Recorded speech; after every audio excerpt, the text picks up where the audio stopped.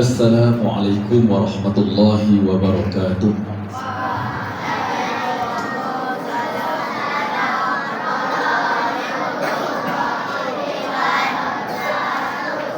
Hidup bagaikan pentas opera. Bila tirai dibuka, cerita pun bermula. Dan pada pagi Saidul Ayyam yang mulia ini, ceramah Isra' Mi'raj juga akan terlaksana. Justru itu saya mohon kepada semua hadirin untuk sama-sama kita fokuskan minda belakang dada untuk tumpukan segala-galanya kepada apa yang akan disampaikan. Baik tuan-tuan yang rahmati Allah sekalian, alhamdulillah, masya-Allah, tabarakallah, yang bahagia Tuan Haji Ahmad Azam Shah bin Abdul Majid, Tuan Guru Besar, yang berusaha Encik Asmawi bin Muhammad Mukhtar, fikir pentadbiran, yang berusaha Puan Sabihah binti Abu Bakar, fikir co-curriculum, dan seterusnya kepada barisan guru-guru kanan, guru-guru, para pendidik, dan seterusnya kepada anak-anak yang dirahmati Allah sekalian. Alhamdulillah, kehadiran Allah Subhanahu Wa Taala dipanjatkan kesyukuran dengan limpah rahmatnya serta keizinan. Terus kita hadir ke satu majlis yang telah pun diatur buat tatapan, dan alhamdulillah insya-Allah berjalan lancar tanpa kepincangan, menjadi ingatan abadi yang berpanjangan. Tuan-tuan, perempuan, adik-adik yang hormati Allah sekalian, hari ini saya dijemput untuk ceramah tentang Isra' dan Mi'raj di dalam bulan Rajab yang penuh kemuliaan. Dalam sabda Nabi SAW daripada Anas bin Malik mengatakan, dalam 12 bulan daripada Muharram, Safar, Rabiul Awal, Rabiul Akhir, Rajab, Sya'ban sampai Zulqa'dah, ada 12 bulan. Daripada 12 bulan ini ada 4 bulan yang dimuliakan. Apakah 4 bulan itu? Bulan Zulqa'dah, Zulhijjah, bulan Muharram. 3 bulan yang berturut-turut, dan ada 1 bulan Mudhar, bulan yang terasing, iaitu antara bulan Rabiul Awal dan juga bulan Sya'ban, iaitu bulan bagi bulan apa ni? Sekarang kita berada dalam bulan Rajab. Bulan Rajab. Bulan Rajab bulan yang ke berapa dalam Islam? Bulan yang ke Muharram, Safar, Rabiul Awal, Rabiul Akhir, Jamadil Awal, Jamadil Akhir. Jadi Rajab bulan yang ke-7, masya-Allah, tabarakallah. Biar adik-adik, saya anak-anak semua, saya difahamkan ada 1, 2, 3, 4, 5, 6, 7. Ada 7 hadiah di sini. Saya akan tambahkan, cukupkan 10 hadiah, nanti ada 3 lagi hadiah. Saya bawa khas daripada mana? Saya bawa balik ya. Saya bawa balik daripada hari Rabu, hari ni hari Jumaat, Rabu. Semalam bawa balik, lihat lagi. Jadi hari ni pun jadi alhamdulillah bawa jemaah.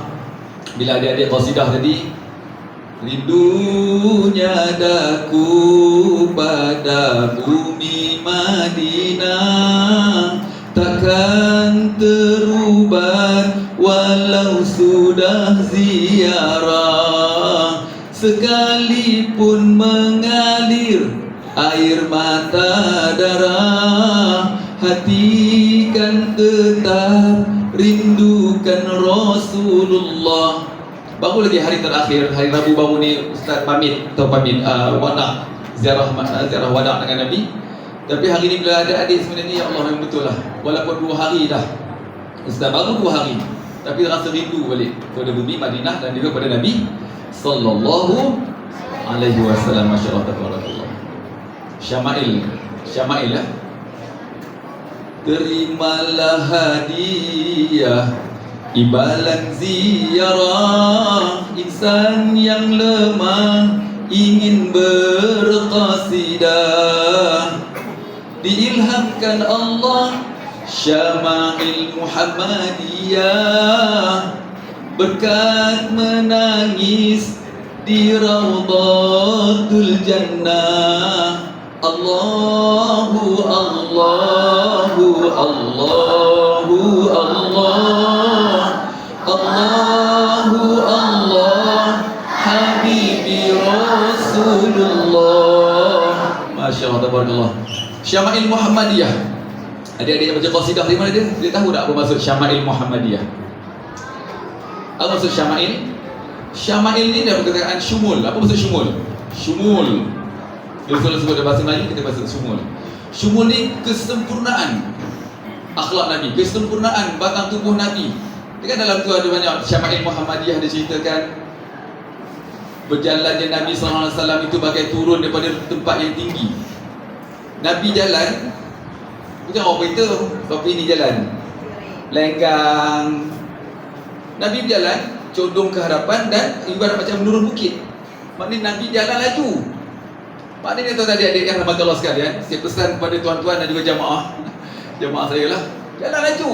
Ini jalan ni, ya Allah, nak pergi ke Raudhah, jalan kaki dengan pegang kain ihram. Tak semangat langsung, kena semangat. Kita jalan, maknanya Rasulullah SAW itu jalan kuat, jalan dadan yang tegak dan condong ke hadapan. Tengok biasa tak? Tengok Usain Bolt, pelari pecut, ataupun siapa-siapa lah pelari pecut. Tengok dia punya postur badan dia mesti condong ke hadapan, barulah dapat momentum pecutan tu. Kalau jalan orang lari orang itu, orang pegang geli dia elok itu, mana dapat? Mesti dia dah habis nampah dari stamina dan sebagainya. Maknanya condong ke hadapan. Sentiasa condong ke hadapan, barulah kita dapat postur ataupun jalan yang baik, ya, cara jalan yang baik. Kemudian apa lagi syama'il Muhammadiyah, kita belajar sikit mukadimah dia ni.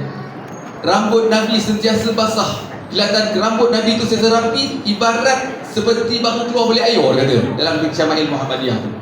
Rambut Nabi ni sentiasa basah. Cuba tengok rambut kita orang mana. Mula-mula datang sekolah tadi, mula-mula punya rambut dengan pomennya, dengan apa semua. Sampai balik sekolah kan macam mana rupa rambut kita? Mesti nak juga masih ada. Tapi Rasulullah SAW, rambut Nabi sentiasa rapi dan seperti sentiasa nampak seperti baru keluar dari bilik air. Tahu bilik air. Sentiasa basah je, nampak rapi. Maknanya Nabi itu sentiasa pakai minyak rambut. Dengan minyak zaitun ke minyak apa minyak lah. Jadi kerapian. Maknanya Nabi mementingkan keterampilan. Nabi SAW kalau dia pakai baju Melayu atau baju Melayu lah, kalau dia pakai baju ada berbutang, dia akan penuhkan semua butang-butangnya itu.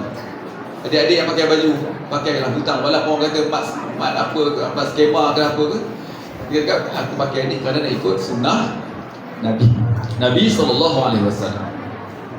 Baik, kita berbalik kepada bulan Rejab. Bulan Rejab adalah bulan fokus, bulan yang ke-7. Ingat, bulan yang ke-7. Bulan yang ke-7 ni bulan Rejab, bulan yang ada kemuliaan. Sebelum kedatangan Nabi SAW, Nabi dilahirkan, orang-orang Arab Quraisy, mereka memang meraihkan bulan Rejab ini. Pertama, mereka menjadikan bulan Rejab ini adalah bulan gencatan senjata. Seandainya mereka sedang berperang, bulan Rejab adalah bulan yang diharamkan berperang, diharamkan membunuh. Bahkan orang-orang Arab jahiliyah sebelum datangnya Nabi, siapa yang membuat maksiat ataupun membuat satu kesalahan pada bulan Rejab, dia akan dihukum 2 kali ganda. Contoh apa dia? Apakah kesalahan? Contohnya kalau dia mencuri, dia mencuri, ditangkap. Kalau bulan lain, kalau dia ditangkap, dia akan dihukum. Contoh, dia akan dipenjarakan sebulan. Tapi kalau bulan lain, kalau bulan Rejab dia buat lakukan kesilapan, dia akan dihukum 2 kali ganda. Dia akan dihukum dipenjarakan 2 bulan. Macam tu. Kalau bulan lain, contoh bulan lain dia buat kesilapan, tak buat kita sekolah, kena 1 kali rawatan. Tapi kalau bulan Rejab ni dia tak buat kita sekolah, kena 2 kali rawatan. Macam itulah 2 kali ganda. Itulah Ustaz dah ceritakan, dia punya kias dia begitu. Itu nak ngabur kan pada umum. Maknanya orang-orang Quraisy Mekah, walaupun mereka musyrikin, tapi bila sampai bulan Rejab, mereka tetap menghormati bulan Rejab, diberikan kemuliaan. Yang pertama. Yang kedua, Arab jahiliyah pada ketika itu, bila sampai bulan Rejab, mereka akan menyembelih binatang-binatang korban kepada berhala-berhala yang berada di dalam Mekah, di dalam keliling Kaabah ataupun di atas Kaabah, di dalam Kaabah, di luar Kaabah. Itulah berhala yang akan mereka berikan binatang-binatang korban. Dan yang paling mulia sekali ialah mereka sembelih apa binatang korban? Unta. Tapi bukan saja unta, bahkan mereka akan menyembelih anak-anak unta. Binatang yang paling mereka sayang bagi orang-orang jahiliah di Mekah ialah anak-anak unta. Bahkan adik-adik nak beritahu, orang-orang Mekah, lambang kekayaan mereka ialah diukur kepada unta. Siapa yang paling banyak unta, dia adalah orang yang paling kaya. Dia adalah orang yang dihormati, orang yang paling kasta, yang paling tinggi. Kalau orang di Madinah, apa kayu ukuran untuk kemuliaan bagi orang-orang Madinah? Kurma ajwa, kurma, pokok kurma. Siapa yang lebih banyak pokok kurma, dia melambangkan dia lagi paling kaya. Lagi banyak pokok kurma bagi orang Madinah. Bagi orang Mekah ialah anak-anak adalah unta. Dan pada bulan Rejab, orang-orang Arab jahiliah ataupun musyrikin Mekah ini akan menyembelih anak-anak unta ini untuk disembah ataupun disembahkan kepada berhala. Ini zaman Arab jahiliah. Tapi bila datang di Nabi SAW, Nabi terus memuliakan bulan Rejab ini dengan cara memperbanyakkan amalan dan juga doa khas bermula pada bulan Rejab ini. Tahu tak apakah doa itu? Ikut Ustaz terang tangan dan ikut sama-sama. Terang tangan. Allahumma barik lana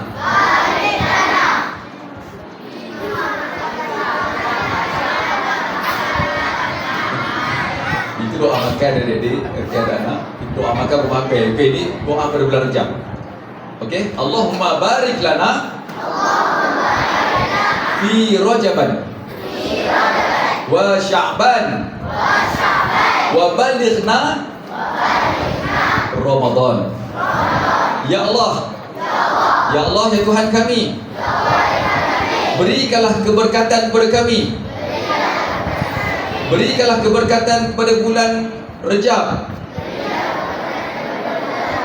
dan Sya'ban, dan ketemukanlah kami bulan Ramadan. Walhamdulillah Rabbil Alamin.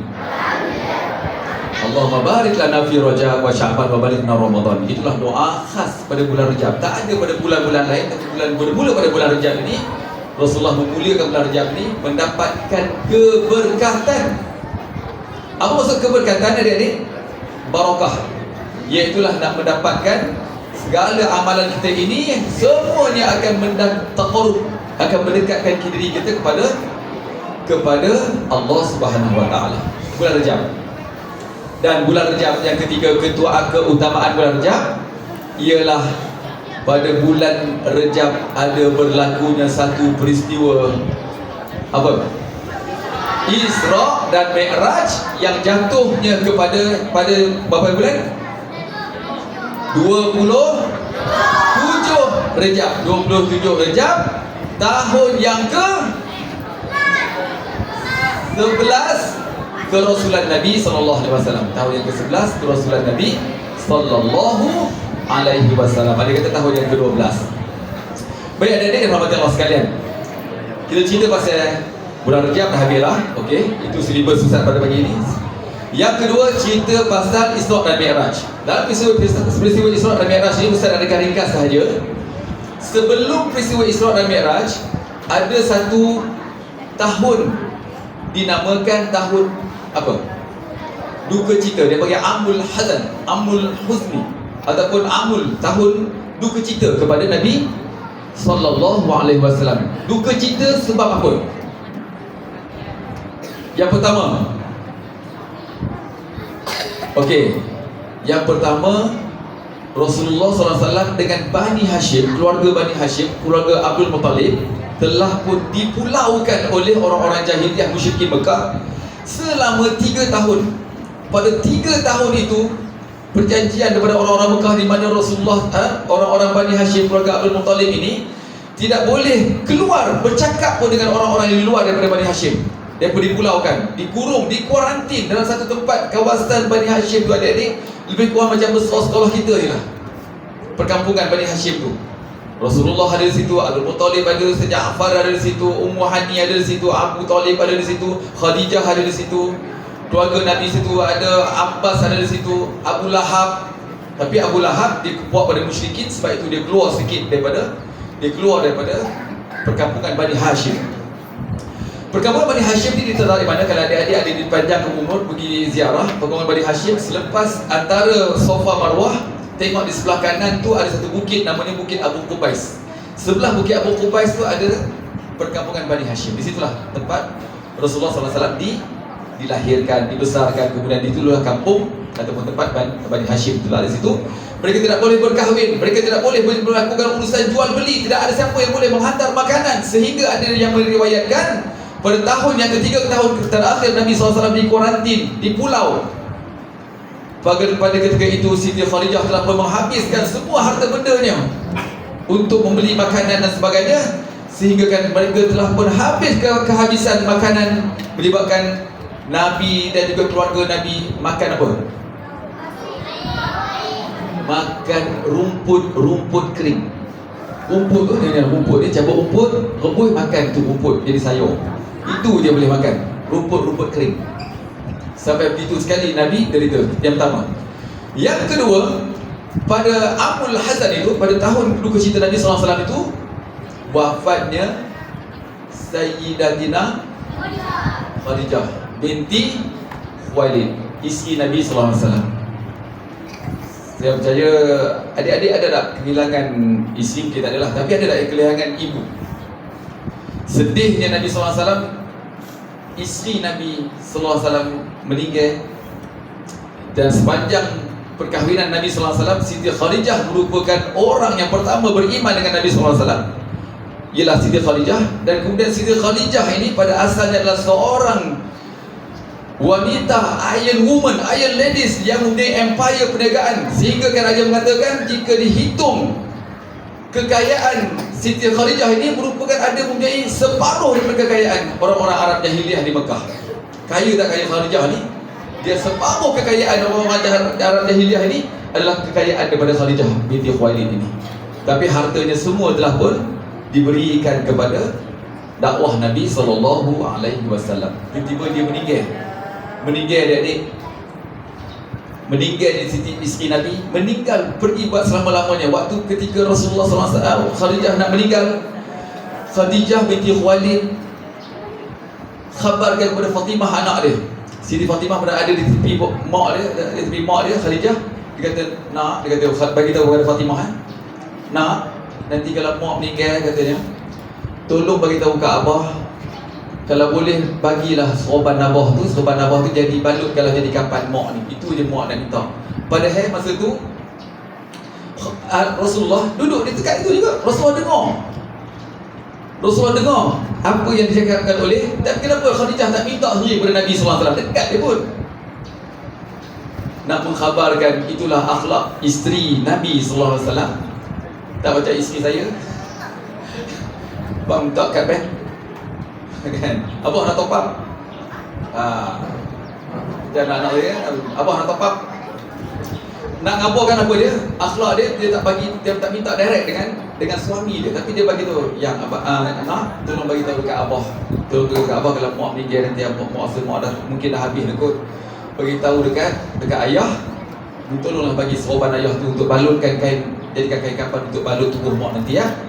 Menangis Rasulullah SAW, ya Khadijah, dia kata, wahai isteriku, ya Habibi, wahai kekasihku, bukan saja serban, lebih daripada itu pun kalau kamu nak cakap terus, jika aku boleh bagi, kata tak Nabi SAW. Itulah bahasa kita lah. Nabi sedih, hinggalah Khadijah menghembuskan nafas terakhir. Rasulullah begitu sedih, dan tapi sedihnya Nabi itu bertambah sedih lagi. Selang beberapa ketika lepas itu, meninggal pula bapa saudara Nabi yang bernama Abu Talib. Abu Talib ni bapa saudara Nabi, dia juga merupakan bapa Nabi lah. Sebab Nabi lahir dah tak ada bapa lah. Dalam kandungan 2 bulan, Abdullah bapa Nabi telah pun meninggal dunia.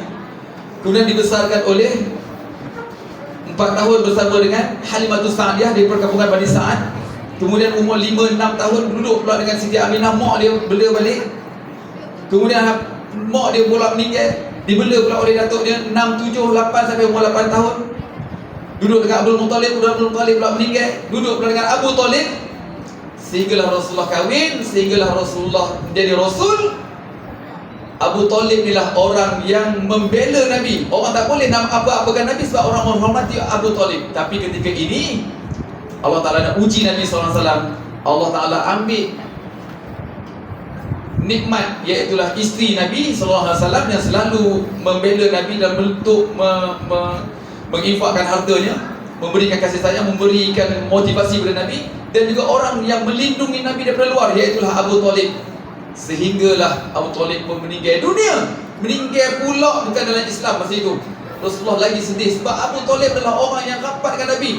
Di antara bapa-bapa saudara Nabi, Sayyidina Abbas, Sayyidina Ja'far, Sayyidina Abu Lahab, betul lagi lah, ramai lagi. Tetapi Abu Talib ni kenal Nabi. Tapi Nabi kecewa, ya Allah, kenapalah Abu Talib ni tak masuk Islam. Walaupun di akhir kalam, di akhir hayat Abu Talib itu berada di sisi Nabi SAW, Nabi melihat tak dapat nak mengucapkan kalimah syahadah di hadapan Nabi. Nabi sedih. Yang ketiga, yang pertama kepulauan ni dipulaukan.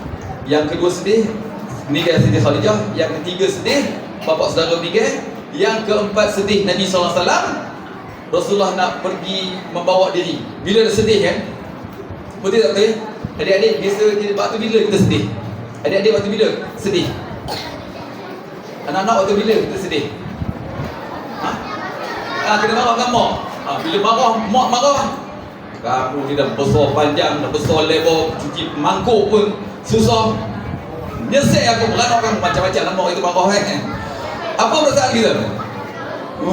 Terus masuk bilik dah mengajuk. Betul tak? Ada perasaan mengajuk, rasa macam kecewa. Mak ni apa ni, alah kita letih, kita pergi sana sini. Bila balik pun sebenarnya kan, bila mak kita marah, ayah kita marah, kita akan rasa merajuk. Macam tu juga Nabi. Nabi masa itu sepanjang 10 tahun Nabi berdakwah, ada lebih kurang 70 orang sahaja ataupun 83 orang, 70 ke 80 orang sahaja yang masuk Islam. Maknanya KPI Nabi setahun berapa orang je masuk Islam. Jadi di situ Rasulullah rasa down dah. Lepas tu Siti Khadijah pula meninggal, bapa saudara pula meninggal. Jadi Rasulullah rasa macam nak merajuk lah, macam nak bawa diri lah. Jadi Rasulullah bagi tahu kepada anak angkat Nabi yang bernama siapa dia? Sayyidina Zaid bin Harisah. Dia kata, Zaid, jom ikut pakcik, jom ikut saya, jom kita pergi ke Taif. Jadi Rasulullah pun pergi ke Taif. Kenapa Rasulullah nak pergi ke Taif? Kenapa Rasulullah tak pergi ke Langkawi ke, pergi ke Kundasang ke, di Seronok, ataupun pergi ke apa, mesti Taif? Kenapa Rasulullah tak pergi ke Yaman ke Habsyah ke Riyadh ke Dubai ke Abu Dhabi ke? Kenapa Rasulullah pergi ke Taif?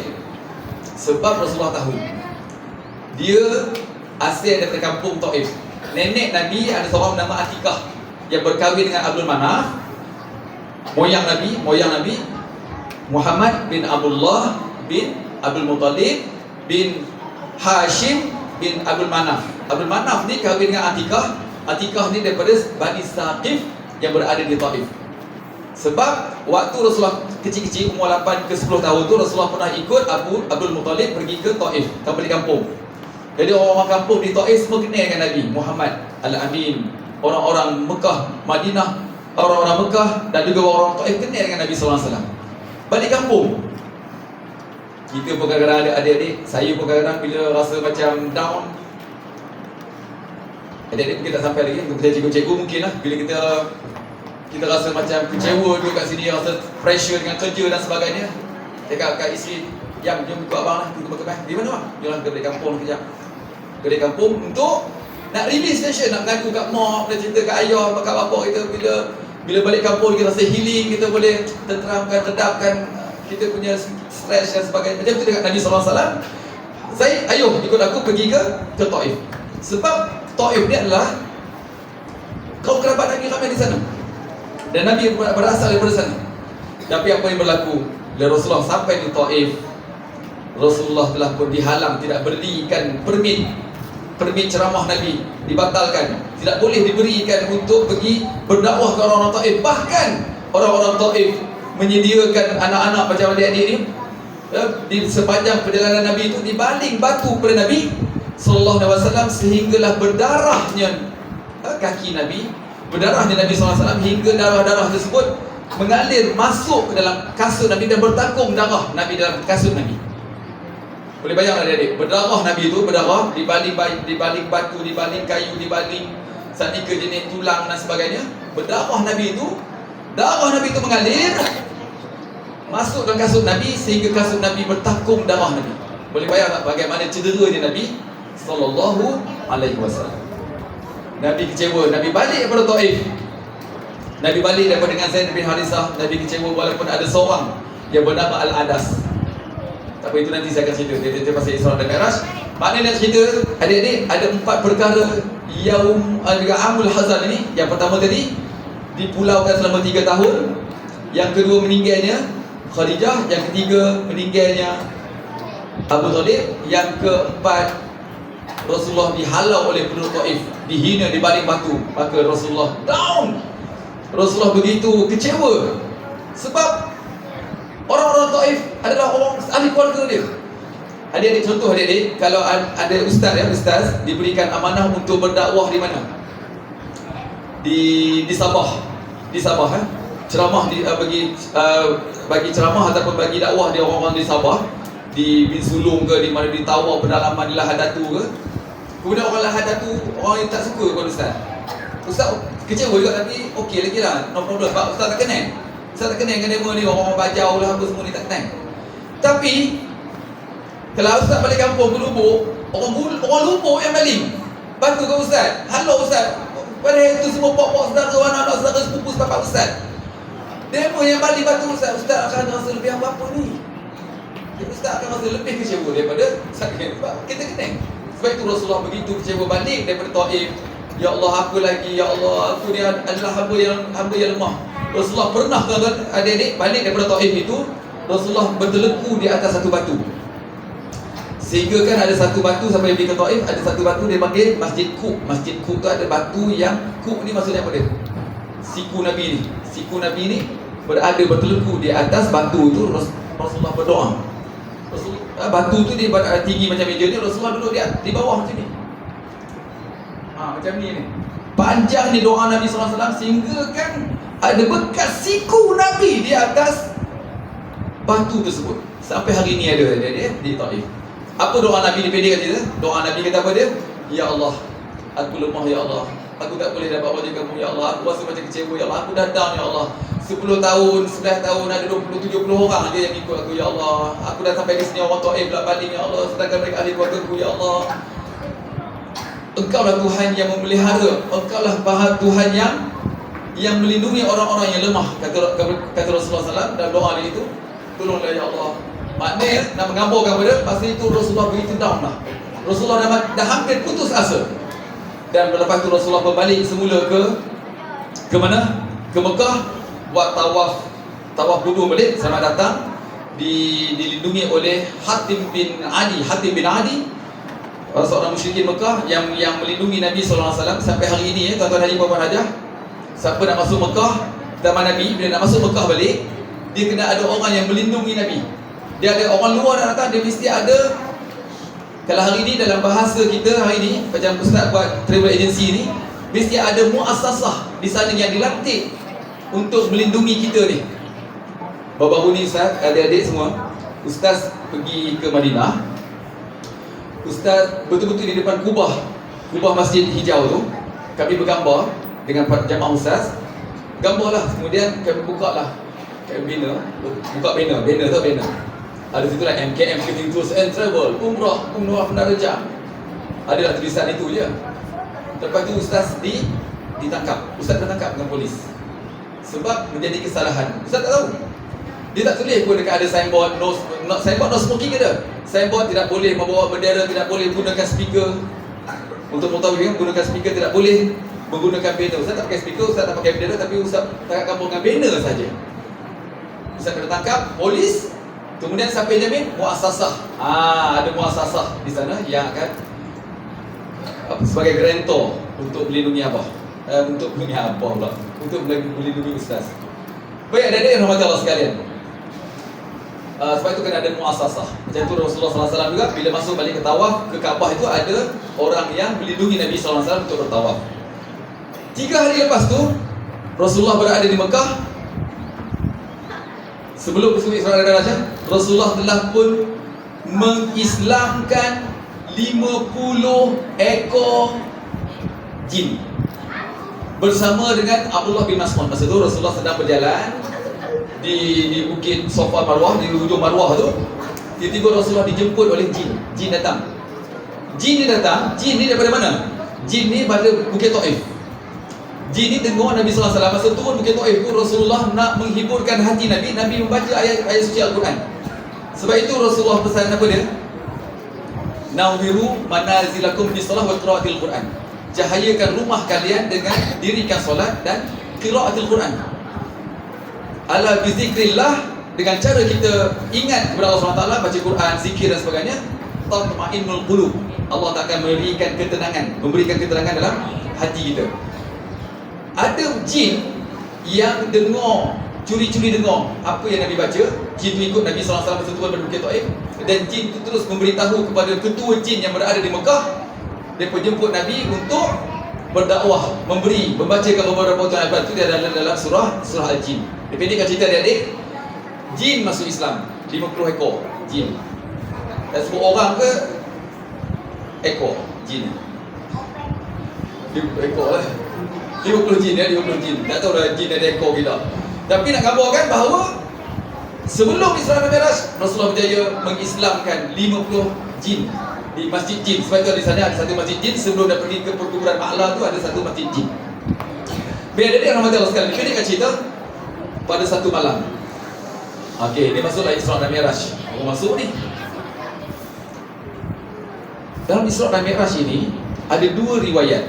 Masa malaikat Jibril datang turun nak menjemput Nabi SAW ini, ada satu riwayat mengatakan Rasulullah duduk dalam Hijr Ismail di Masjidil Haram, di tepi Kaabah dalam Hijr Ismail.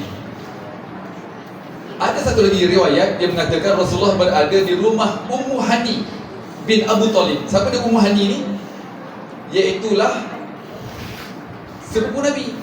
Sebab Abu Talib bapa saudara Nabi, Ummu Hani ialah sepupu Nabi. Anak Abu Talib sepupu Nabi lah, Ummu Hani. Masa ketika itu Jibril datang kejutkan Nabi SAW. Ya Muhammad, Qomu ya Muhammad, Qomu, bangun, jagalah wahai Muhammad, jaga. Jadi kemudian Rasulullah SAW pun diperbaringkan di atas di tanah. Kemudian kali kedua Nabi SAW dioperate dada Nabi SAW.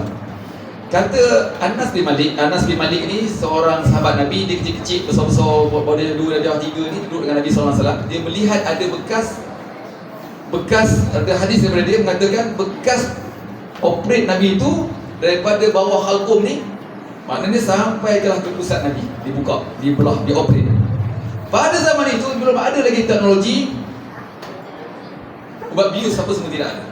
Tapi Rasulullah SAW pada ketika itu, malaikat Jibril belah itu, Rasulullah tidak dipensankan atau tidak ditidurkan. Rasulullah nampak apa yang berlaku dan Rasulullah tidak sedikit pun rasa sakit. Kemudian dijahit semula. Ini maknanya teknologi Allah SWT itu lebih canggih daripada teknologi kita. Dan hati Nabi SAW itu dibawakan seketul keluar daripada, ada satu segumpal darah yang berwarna hitam. Di situ tempat hinggapnya nafsu dan syaitan. Kemudian digantikan dengan satu tempat lagi, iaitu tempat yang dikumpulkan iman dan juga hikmah. Operate Nabi SAW. Jadi Nabi berapa kali operate? Nabi 2 kali operate. Kali pertama di rumah Halimatus Sa'diyah waktu Rasulullah umur 4 tahun. Kemudian kali yang kedua waktu Rasulullah sebelum nak Isra dan Mi'raj. Jadi apa yang kita faham di sini adik-adik? Isra dan Mi'raj ini ialah apa dia? Isra dan Mi'raj ini ialah Allah Ta'ala bila Jibril datang kepada Nabi SAW, wahai Muhammad, bersiap sedialah engkau bahawa Allah SWT sedang menjemput engkau untuk naik ke langit, berjumpa dengannya. Jadi Rasulullah SAW adik-adik Ingat tak Rasulullah telah berhadapan dengan 4 kali peristiwa yang menyedihkan Nabi? Orang tengah sedih, tiba-tiba dia ajak berjalan. Apa perasaan kita? Adik-adik lepas, siapa yang dari UPSR, lepas habis exam final year ni, akhir tahun ni, tiba-tiba cuti sekolah bulan 2 nanti, ayah kata dia kita pergi Langkawi, dia kita pergi jalan-jalan, pergi ke Bangkok, pergi ke Teluk Bantik ke mana. Apa perasaan kita? Dia sila gembira. Jadi Rasulullah kata tiba-tiba Allah Ta'ala menyebut kau untuk jumpa dengan perjalanan yang jauh. Maka begitulah adik-adik, maknanya Rasulullah begitu gembira. Baik, cuba kita lihat dalam peristiwa Isra dan Mi'raj ini, di mana Allah SWT telah merakamkan dalam surah Al-Isra. Surah Al-Isra. A'udzu billahi minasyaitonir rajim. Bismillahirrahmanirrahim. Okey, adik, boleh tak kita baca sama-sama? Dapat pahala kita hari Jumaat ni. Bismillahirrahmanirrahim.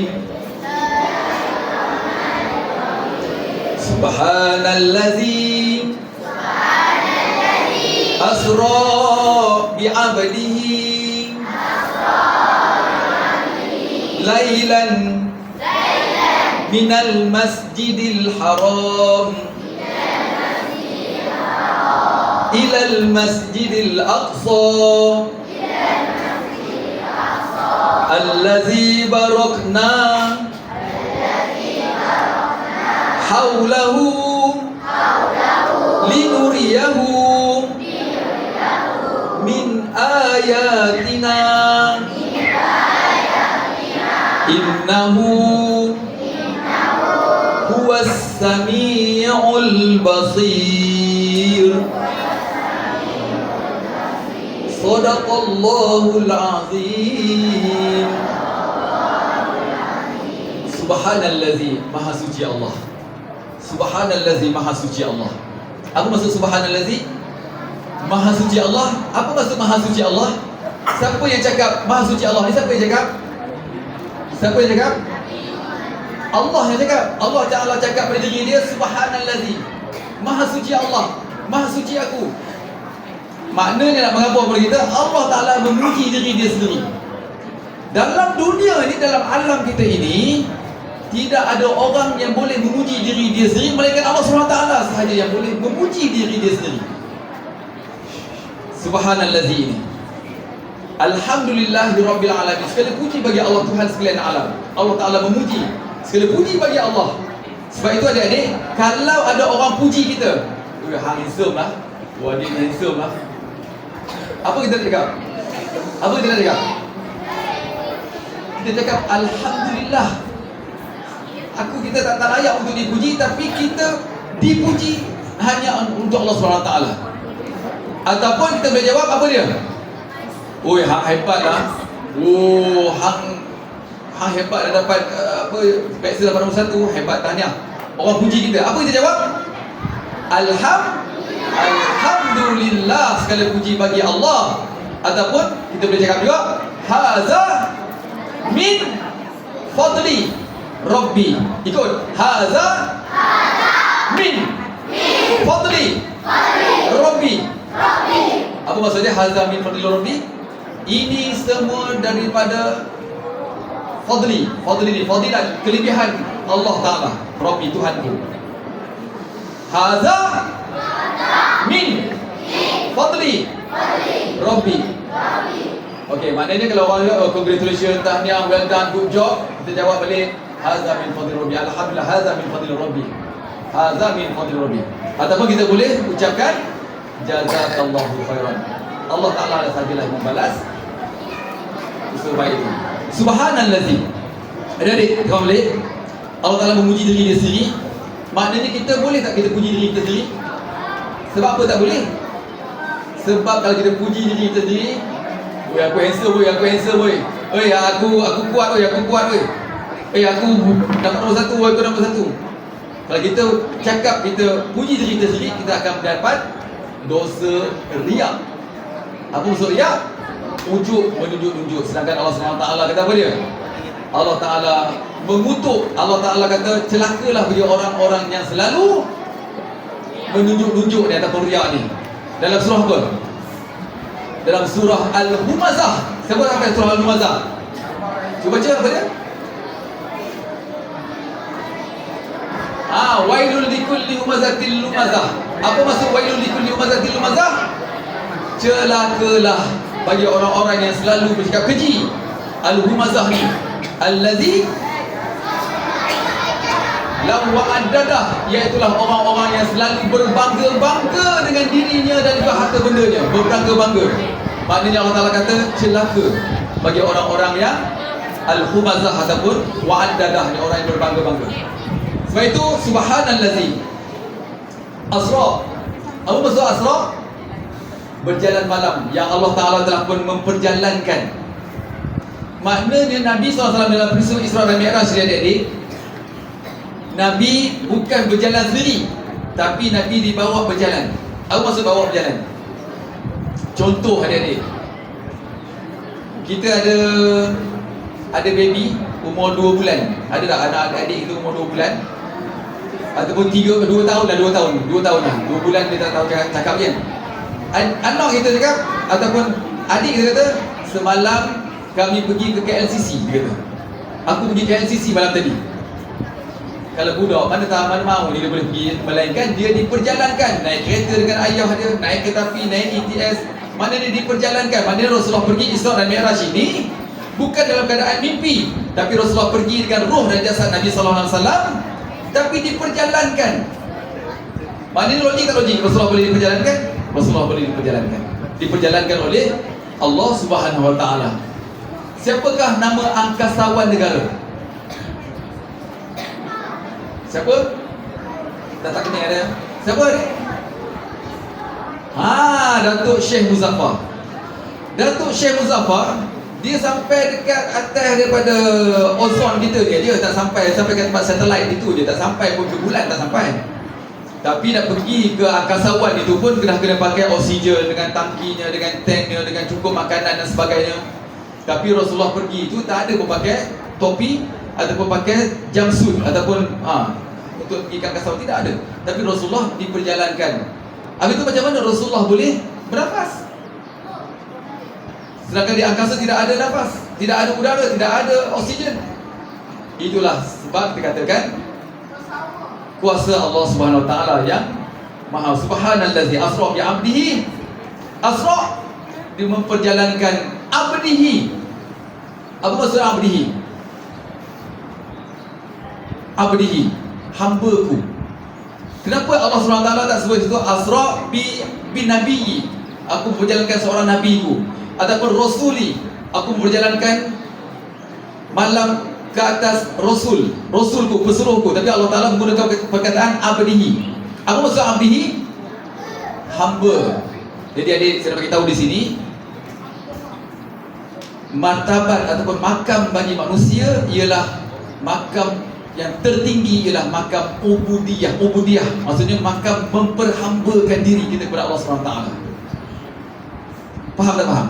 Okey, macam inilah adik-adik. Adik-adik macam saya sekarang ni dah besar lah. Adik-adik pun nanti akan besar. Adik-adik akan kerja, mungkin ada jadi engineer, ada akan jadi doktor, akan jadi cikgu, akan jadi pengarah, akan jadi PPD, akan jadi pegawai diplomatik dan sebagainya, akan jadi kerja, akan jadi usahawan, kontraktor, akan jadi Tan Sri, Ratu Sri. Tapi bila kita balik kampung, jumpa mak ayah kita ni, mak ayah contohlah saya, anak bapa, anak-anak saya semua dah kaya-kaya dah ni, dah berjaya dah. Saya dah saya panggil engineer abah mai sini, cikgu abah mai sini, cikgu ustaz mai sini. Dia tak panggil dengan jawatan, tapi abah dia, ayah dia akan panggil apa dia? Dia tak panggil nama. Dia ustaz dulu. Kalau bapa ustaz panggil nama Zainuri, ustaz nama Zainuri Allah. Kalau dia panggil nama Zainuri itu, maksudnya aku ada buat salah lah tu. Dia panggil nama. Tapi kalau bapa kata anak abah di sini, faham tak maksudnya? Allah SWT juga Macam tu juga dia tak panggil nama Rasul ataupun Nabi ataupun engineer ataupun ustaz ataupun guru ataupun cikgu ataupun datuk, datin, tan sri, tak panggil macam tu. Dia panggil ya abdi, abdihi, wahai hamba-Ku. Tanda sayangnya Allah SWT, tanda sayangnya seorang bapa. Mai anak-anak abah, mari kita gabung sama-sama hari raya ni, mai. Anak-anak abah, dia tak panggil engineer mesti seorang, ini profesor mesti, doktor mesti. Dia tak panggil apa itu, dia panggil anak-anak abah, mai anak-anak abah semua. Mari kita gabung. Faham tak faham? Adik-adik, faham tak? Okey. Fokus ya, fokus. Ingat, aku Ustaz tadi cakap ni, Ustaz ada kuis ni, ada 7, 11 hadiah. Okey. Seterusnya, Rasulullah SAW abdihi lailan, pada setelah malam, minal masjidil haram ilal masjidil aqsa. Adik-adik, kalau ikutkan Allah SWT, boleh tak boleh Allah Ta'ala isra'kan Nabi SAW, jalankan Nabi SAW daripada Masjidil Haram? Daripada Masjidil Haram dia turun ke langit. Boleh tak boleh? Boleh. Tapi kenapa mesti pergi ada transit di Baitul Maqdis ataupun di Masjidil Aqsa? Kenapa? Why? Kenapa mesti pergi ke Masjidil Aqsa? Apa ibrahnya, apa hikmahnya berada di Masjidil Aqsa ini? Kenapa? Okey, yang pertama, kerana di Masjidil Aqsa ini terletaknya apa itu? Syam ataupun Palestin. Bumi Palestin ini bumi yang banyak melahirkan nabi-nabi dan rasul-rasul. Yang pertama. Yang kedua, di situ Allah Ta'ala nak memberitahu logiknya Nabi dalam peristiwa Nabi nanti adik-adik, bila Nabi turun daripada Isra dan Mi'raj, Nabi boleh cerita bahawa pada malam ini aku telah pun dijalankan ke Masjid Aqsa. Sebab orang-orang manusia, sebagai seorang manusia, ramai orang-orang Arab pernah pergi ke Masjid Aqsa. Tapi kalau Nabi turun ke langit, daripada Masjidil Haram turun ke langit, balik dari langit, siapa aku dah pergi ke langit? Apa orang nak arguekan tentang Nabi? Kamu ke langit? Tak ada seorang pun nak pergi ke langit. Zaman tu tidak ada lagi angkasawan, tidak ada lagi Armstrong dah, tak ada pernah lagi dia pergi ke langit. Melainkan Rasulullah angkasawan yang pertama naik ke langit. Maknanya Rasulullah boleh membuktikan kepada orang-orang Arab Jahiliyah bahawa Rasulullah telah pun diperjalankan, bukan di sepanjang malam, tapi sebahagian daripada malam. Subhanallazi asra bi 'abdihi, sebahagian malam, lailan minal masjidil haram ilal masjidil aqsa allazi barakna haulahu, yang telah pun kami berikan keberkatan kepada tempat itu, iaitu di Masjidil Aqsa ini. Haulahu, barakna haulahu, keberkatan. Sebab itu di bumi sana tumbuh-tumbuhan begitu subur. Linuriyahu min ayatina, sesungguhnya dan juga Allah Ta'ala nak memperlihatkan kepada kita tentang ayatina, tentang kebesaran Allah Subhanahu Wa Ta'ala. Biar adik, Ustaz nak syokkan cerita kat sini. Nabi bila sampai saja Isra daripada Mekah lalui Yathrib atau Madinah sekarang ni, kemudian ke Tur Sina, daripada Tur Sina transit, last kali transit di mana? Di Palestin tadi, di Masjidil Aqsa.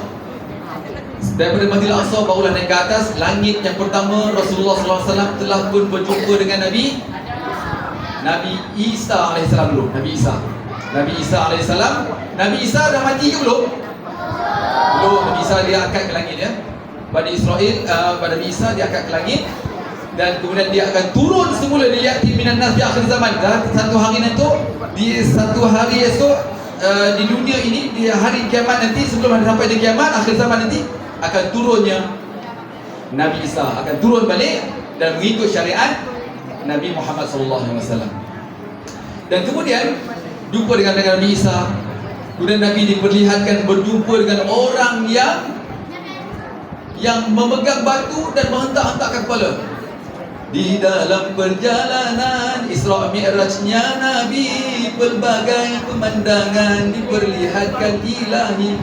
Ada yang memukul kepala hingga pecah, itulah tafsiran yang ingkar menyembah Allah. Esok tuan-tuan dan adik-adik, ada satu kaum di neraka nanti, dia ambil batu, dia pecah kepala dia. Itulah gambaran orang yang ingkar menyembah Allah. Apa maksud orang yang ingkar menyembah Allah?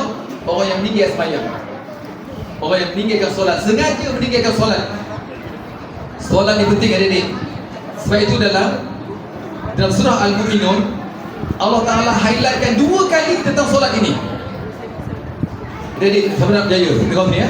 Qad aflahal mu'minun, berjayalah bagi orang-orang yang beriman. Yang pertama sekali, allazina hum fi solatihim khushu'un, iaitu orang yang khusyuk. Apa maksud khusyuk? Fokus. Orang yang fokus, orang yang khusyuk, orang yang fokus. Yang kedua, Allah Ta'ala ulang lagi sekali dalam ciri-ciri orang yang beriman yang berjaya ialah wallazina hum ala salawatihim yuhafizun, dan juga orang-orang yang memelihara solat, jaga solat. Apa maksud jaga solat? Tadi khusyuk, fokus. Jaga solat apa maksud dia?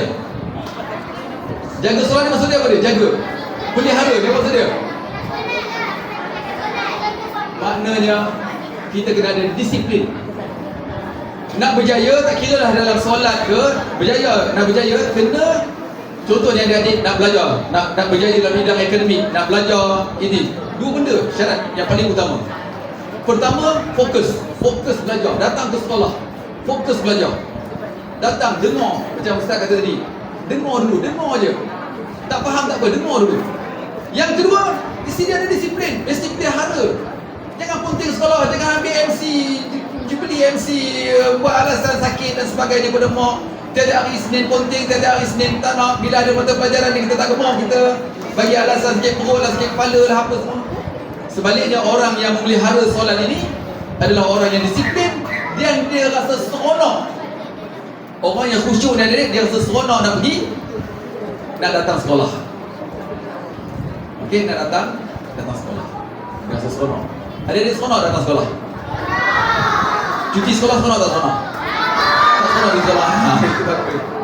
Okey, adik-adik dan rahmat Allah sekalian, sambung lagi sikit lagi. Bila Rasulullah SAW sampai sahaja di langit ketiga, jumpa dengan Nabi Musa. Langit yang ketiga jumpa dengan Nabi Harun, sampailah jumpa dengan Nabi Adam, sampailah jumpa dengan Sidratul Muntaha. Allah Subhanahu Wa Taala menjemput Nabi SAW berjumpa dengan Allah Subhanahu Wa Taala. Assalamualaikum ayuhan Nabi wa rahmatullahi wa barakatuh. Ucapan Allah Subhanahu Wa Taala, adik-adik, ucapan Allah Subhanahu Wa Taala menyambut Rasulnya, menyambut Rasulullah ni. Apa ucapan dari Allah Subhanahu Wa Taala?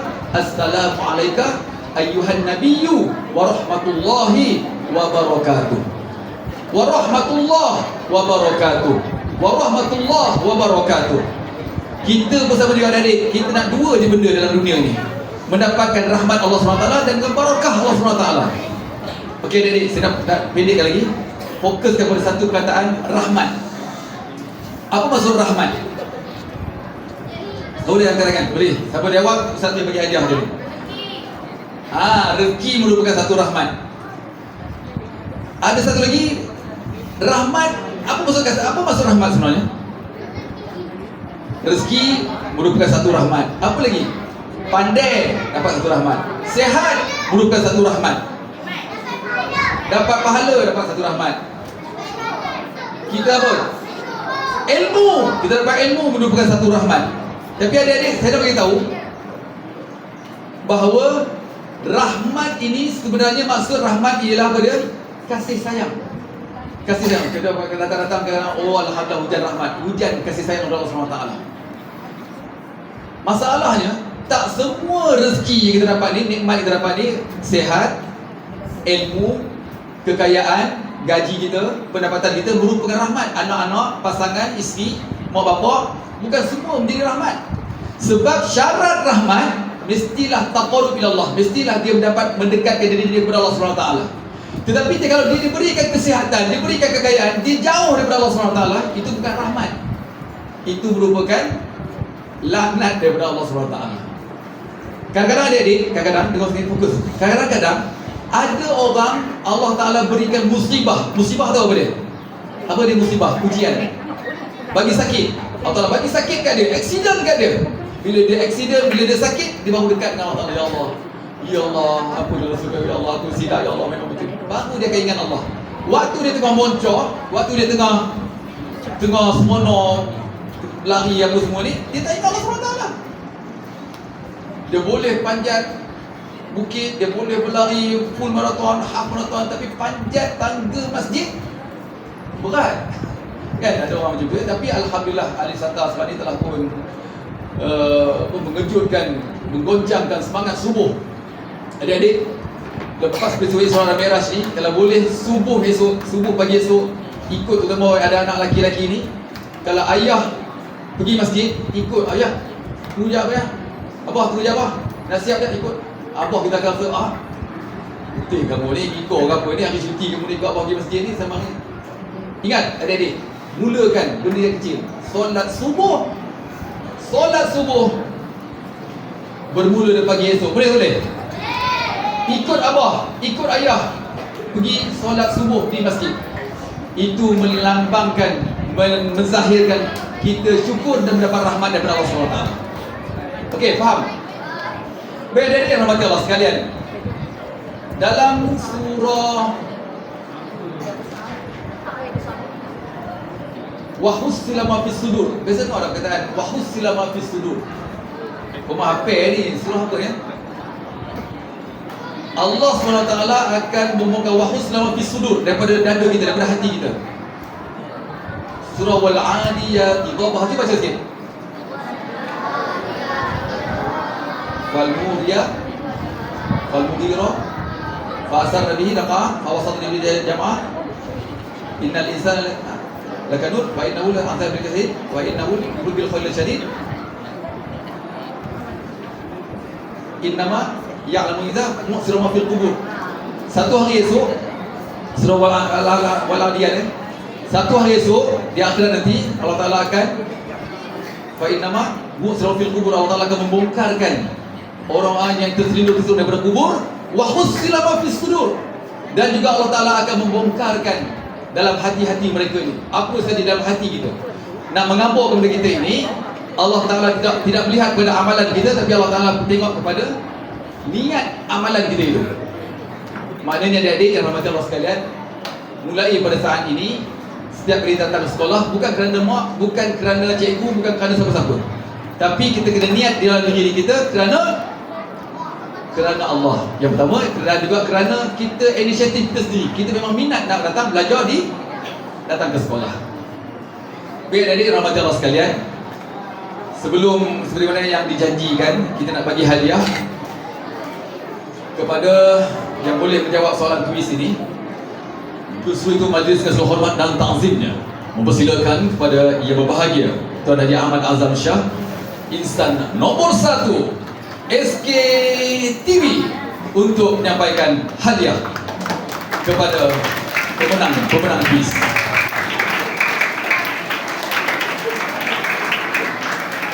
Okey, soalan yang pertama.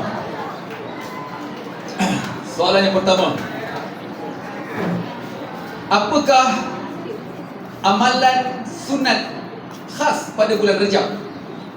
Okey, silakan Nabi.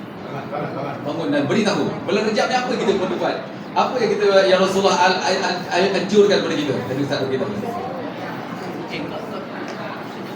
banyakkan beribadah.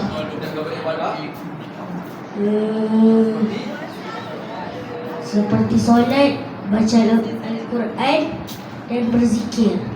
Alhamdulillah, Masya Allah, tabarakallah. Silakan Tuan Arifah, saudari bahagia. Dalam bulan Rejab ni ada puasa Rejab. Dan semalam hari-hari putih ni, sekarang ni 13, 14, 15 ni hari-hari putih tengah-tengah bulan Rejab. Okey, soalan yang kedua. Apakah bulan Rejab ni bulan yang keberapa dalam bulan Islam? Okey. Bulan yang ke-7, Masya Allah, tabarakallah, dapat satu lagi hadiah. Okey, soalan yang seterusnya, bulan Rejab. Kalau bulan Rejab adalah bulan yang diharamkan, antara bulan yang diharamkan oleh Allah SWT dalam Al-Quran, Arba'atul Hurum, sebutkan 2 lagi bulan yang diharamkan, yang dimuliakan dalam bulan Islam ini. Apakah bulan itu? Siapa? Naufal. Mari Naufal. Laju sikit Naufal. Jalan Nabi SAW macam mana? Laju. Ini jalan hekik. Laju sikit. sunnah Nabi, kena jalan laju. Okey. Bulan apa? Muharram Safar. Haram betul? Safar. Zulkaidah. Zulkaidah.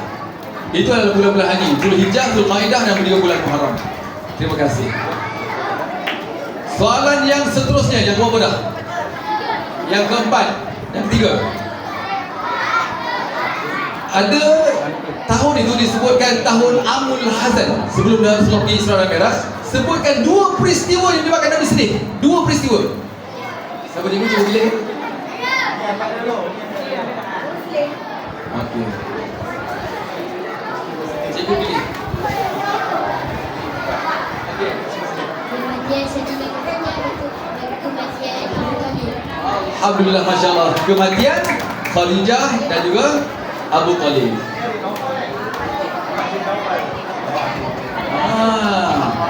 Okey, soalan yang seterusnya. Rasulullah sallallahu alaihi wasallam waktu peristiwa Isra dan Mi'raj itu, Rasulullah Jibril turun jumpa dengan Nabi. Jibril turun jumpa dengan Nabi nak bawa ke Isra dan Mi'raj tu. Rasulullah berada di mana? Yang belakang. Yang belakang. Okey. Bergerak.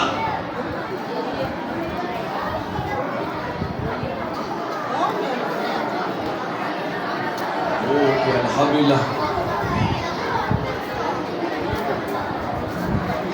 Okey, di mana Rasulullah berada di mana? Masjidil Haram. Masjidil Haram, lebih tepat lagi di mana? Bukan.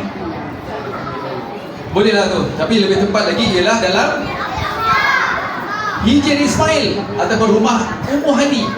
Rumah Ummu Hani. Okey, rumah di Masjidil Haram, betul lah tu. Okey. Soalan yang seterusnya.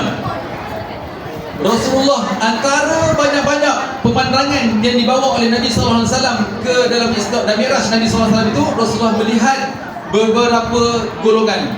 Sebutkan satu golongan, ya Allah Taala. Siapa? Satu golongan dia. Perempuan, lelaki. Okey. Ada lelaki dia. Perempuan dengan malu-malu ya. Laju. Dah jadilah. Apa yang dapat dia? Salah apa? Golongan orang Taif. Golongan orang Taif. Oh, bukan. Masih di langit, Taif di atas begini. Masih di langit, Rasulullah diperlihatkan oleh Allah SWT ada satu golongan. Ada beberapa golongan. Antaranya apa dia? Okey, silakan. Omar, ya Omar. Oh, ya Omar lelaki dia. Ya Omar. Ta'al ya Omar, ta'al.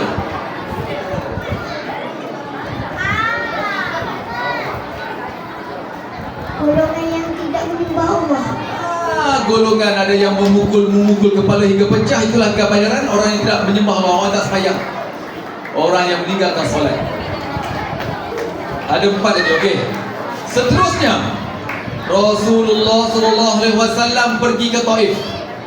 Berjalan dengan seorang sahabat dan juga anak angkat Nabi. Siapakah nama dia? Ada perempuan, okey. Cikgu S.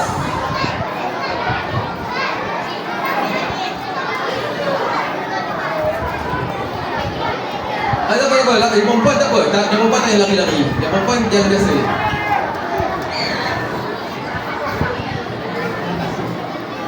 Zaid bin Harisah. Masya-Allah, tabarakallah. Zaid bin Harisah. Ini hadiah daripada Taif. Ini wangi Taif.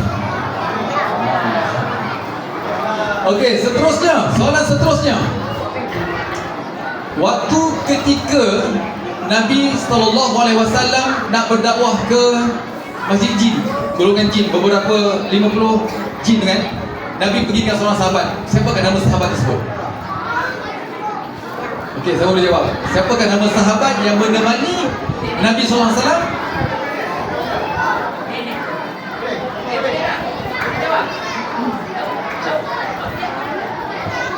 Siapakah nama sahabat?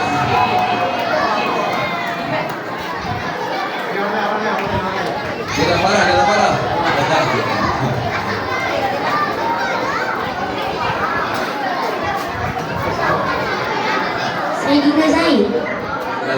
Dhaif. Bukan. Good try. Siapa boleh jawab?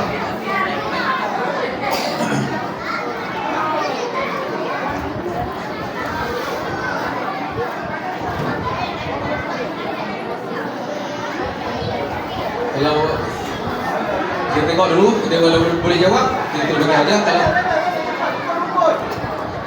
Kalau tak boleh jawab, kita tukar soalan lain lah. Okey, siapakah nama dia? Sahabat Nabi, yang teman Nabi? Ja'far. Bukan juga, saya Ja'far bin Abi Talib. Jawapannya adalah Abdullah bin Mas'ud. Abdullah bin Mas'ud radhiyallahu anhu. Okey, soalan seterusnya. Bila Rasulullah sallallahu alaihi wasallam menerima sampai jumpa dengan Allah SWT, Allah Ta'ala memberikan syariat untuk solat, dirikan solat. Sebutkan dalam surah Al-Mu'minun yang Ustaz beritahu tadi, ada dua Allah Ta'ala highlightkan tentang perkara penting dalam solat itu. Apakah dua perkara tersebut? Ataupun salah satu je, bagi salah satu je. Orang yang dalam solat ini, allazina hum fi solatihim khashi'un, dan juga allazina hum ala salawatihim yuhafizun. Itu dua ciri orang yang jaga solat dan juga orang yang khusyuk. Apa dia maksudnya? Berikan. Apa dia istilahnya dalam bahasa Melayu? Apa dia? Saya nak bagi hint tu. Dan sikit. Okey. Khusyuk. Okey, Fokus. Okey, alhamdulillah.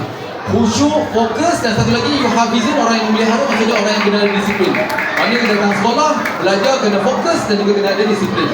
Ada dua lagi. Soalan yang seterusnya ialah, kenapa Rasulullah sebelum nak pergi Mi'raj, Isra dan Mi'raj ini, Rasulullah ada transit di Masjidil Aqsa? Kenapa? Berikan satu je alasan. Okey, alhamdulillah, cepat betul. Kenapa Rasulullah disebut? Sebab Nabi banyak dilahirkan di Masjidil Aqsa, dia akan bumi Palestin. Tanya dua orang ada perempuan, ada tiga. Okey, last, soalan terakhir.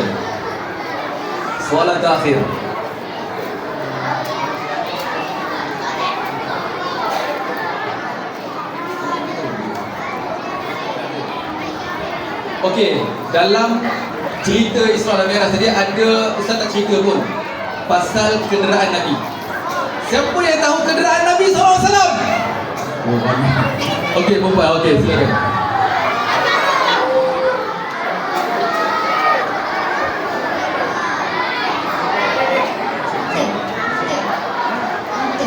Unta, Masya Allah. Silap, unta tak boleh ke langit, adik-adik.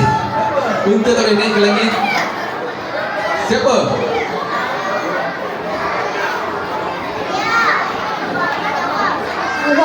Burak. Alhamdulillah, jawapannya Burak, ataupun namanya Al-Barqun. Itu kilat, sebatas kilat. Storm. Terima kasih. Bila adik-adik yang rahmati Allah sekalian, satu lagi. Ada satu lagi. Last. Apa soalan lagi seterusnya? Okey. Rasulullah sallallahu alaihi wasallam, kita sampai dah dapatkan dalam ayat tersebut, Assalamualaikum ayyuhan nabiyyu wa rahmatullahi wa barakatuh. Rahmat. Apakah maksud rahmat? Apa yang ada baju hijau? Rahmat. Bukan rahmat mega lah. Rahmat ikan matra ya. Maksud rahmat? Kasih sayang. Rahmat maksudnya kasih tahniah diucapkan kepada Amalina. Okey, terima kasih. Bila jadi rahmat Allah sekalian, terima kasih kepada Yang berbahagia Tuan Haji Azam Shah, dan terima kasih kepada Guru saya Safrizal, terima kasih kepada semua guru-guru, tuan-tuan dan puan-puan, adik-adik, anak-anak yang rahmati Allah sekalian. Sekali lagi, sama-sama selepas ini, last beberapa perkara. Kalau tidak sarang tempur, sarang sedikit tak apalah juga. Kalau tidak boleh ingat semua, ingat yang sedikit tak apalah juga. Ingat yang sedikit apa dia? Iaitu lepas ini kita apa dia? Menjadi insan yang jaga solat. Yang pertama sekali. Lepas ini jaga solat, baik lelaki baik perempuan. Terutama ni lelaki-lelaki, kalau boleh banyakkan kita solat berjamaah bersama dengan ayah kita di rumah ataupun di mana. Sebab itu dalam hadis Nabi SAW, nawiru manazilakum bisalah wa qiraatil Quran. Cahayakan rumah kalian dengan bisalah, banyakkan baca Quran. Cahayakan rumah kita tu, serikan rumah kita tu, ceriakan rumah kita tu bisalah wa qiraatil Quran, dan banyakkan membaca Al-Quran. Rumah kita itu akan nampak ceria, nampak ceria, nampak hidup. Dan ada juga ulama mengatakan, nawiru tu bukannya rumah. Rumah tu maksudnya apa dia? Rumah manusia ni apa dia? Hati kita. Hati kita akan rasa ceria, hati kita akan rasa gembira, hati kita akan rasa tenang. Bisalah wa qiraatil Quran, dengan cara kita memperbanyakkan solat, jaga solat, dan juga wa qiraatil Quran, membaca Al-Quran. Lepas ni ada majlis khatam Al-Quran. Kita ucapkan juga tahniah kepada adik-adik yang telah khatam Al-Quran di usia kanak-kanak ini, di usia sekolah rendah ini, kerana Al-Quran juga akan memberi syafaat kepada kita dalam kubur dan juga di Yaumul Mahsyar nanti. Akhir kata, yang diimpi telah pun menjadi, tertunailah segala yang dihajati. Ceramah Isra Mi'raj telah pun sama-sama kita hayati. Saya Zainuddin Abdul Aziz menyusun 10 jari salah silap harap dimaafi.